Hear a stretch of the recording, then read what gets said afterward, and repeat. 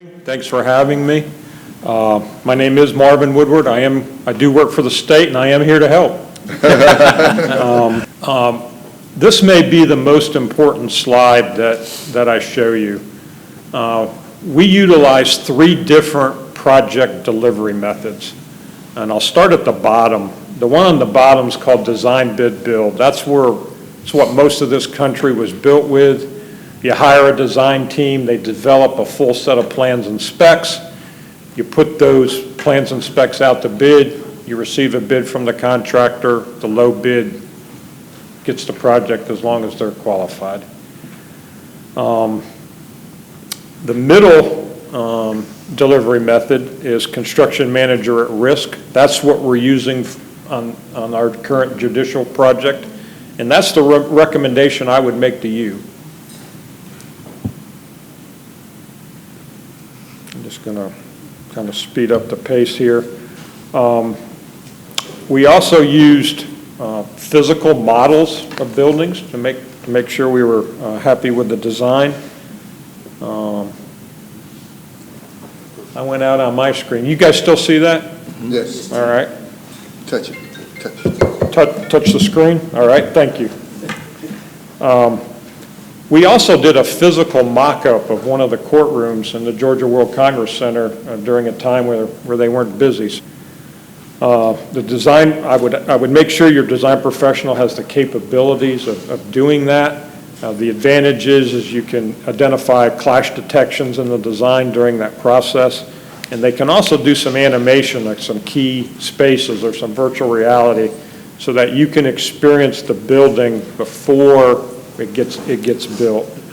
So I want to show you an example of that. So this is our atrium. So the atrium is nowhere close to being completed like this, but you can see through this animation, you can get a good feel for what the atrium and what the interior of that building is going to look like.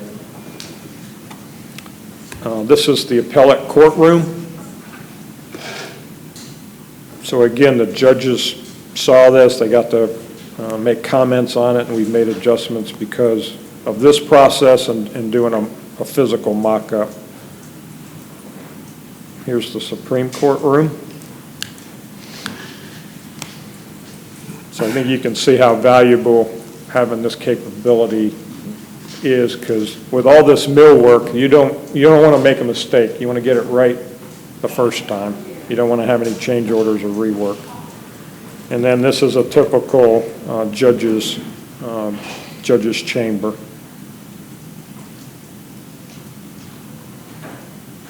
Probably had more discussion about the judge's chambers than we did the courtroom. Sure. Nobody's surprised by that. No. So just some notes of interest: 224,000 square feet, 7 floors.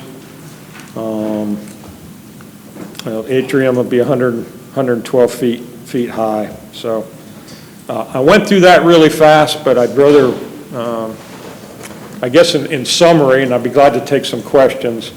Again, I want to emphasize that you hire a judicial facility planning firm that's part of the design team. You could do that separate, or you can do that all under one contract with your design. And I would also recommend that you use the CM at risk delivery process, because it's the most collaborative, and it also gives you feedback along the way that you're on budget.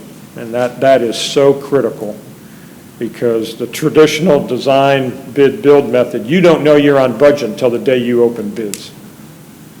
Designer will give you estimates, but you really don't know. So under the CM at risk process, we give the team a budget, and they can't exceed it. So you don't go over budget.